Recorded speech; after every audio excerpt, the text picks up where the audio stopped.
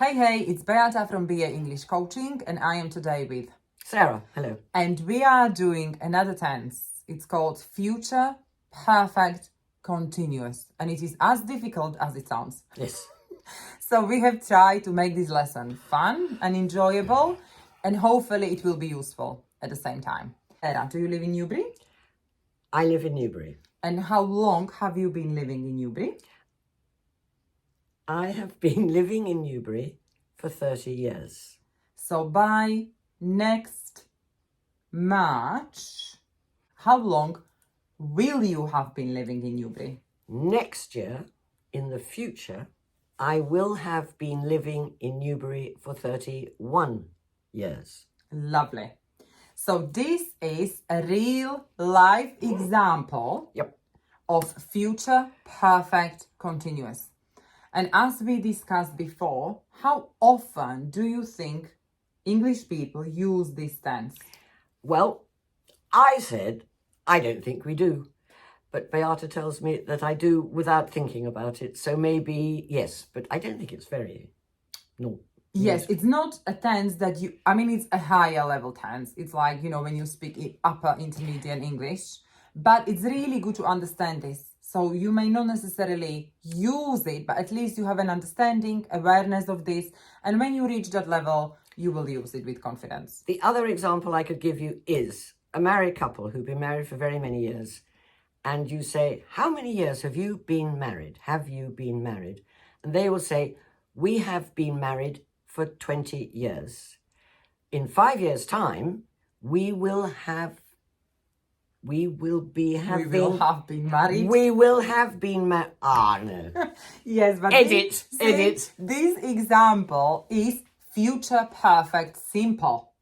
We will have been married for 25 and we have done future perfect simple. So please check that video. Yes. And this one is future perfect continuous. So even Sarah will learn something more about the tense she's using.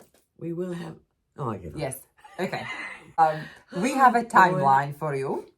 Have a look at the timeline and complete the sentences about Amy's future accomplishments.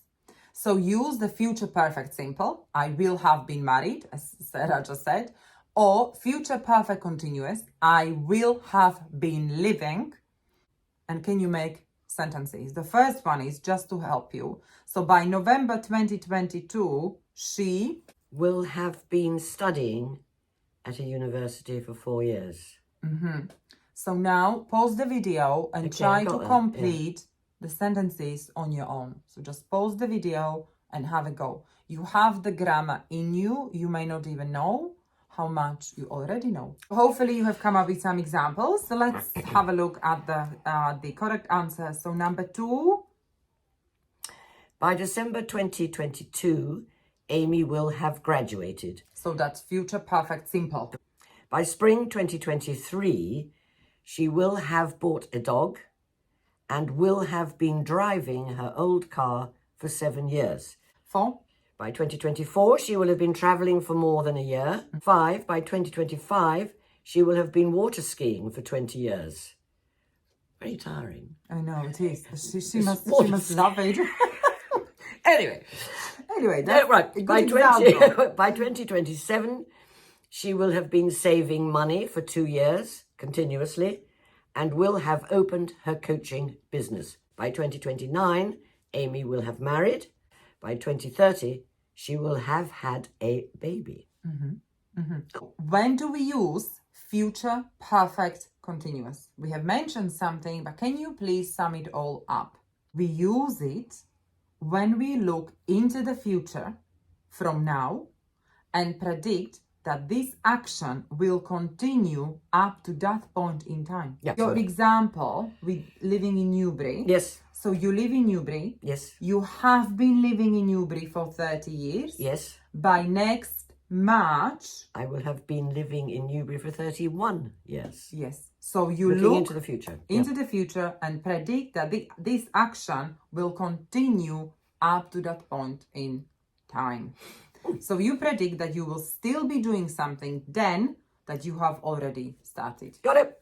I've learned an English tense. Nice. Future perfect continuous is generally used with two time references, and this is a tip.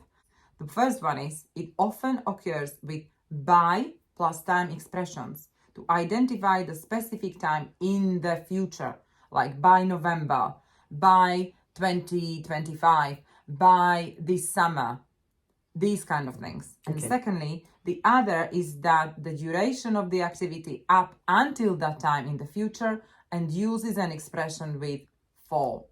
So by the time they get here, I will have been working on it for nearly 3 months. In July or by next July, we will have been living in Dubai for 7 years. Next week, I will have been studying here for 10 months. So the combination of by And for. with for is the continuous. Okay, right. And the example you mentioned with the wedding, we will have been married Yes. for 5 years. Stative or state verbs are not usually used in the progressive. So we don't use future perfect continuous in those cases, Right. but we use future perfect simple. Okay. That's why we say by next June, we will have been married for 10 years. Yep. Or by June, he will have owned his car for a year. Not he will have been owning or they will have been married. You can't even say. Been marrying. Yeah, you Yes. can't say it. Okay. So just remember, as with all the continuous tenses, we do not use state verbs with them. Okay. Interesting. Interesting. When we look at the form, how do we make future perfect continuous? We use the subject I plus will will plus have have plus been been plus studying. present participle. So that's the ing form. Okay. Question. We swap the will with the subject. Yeah.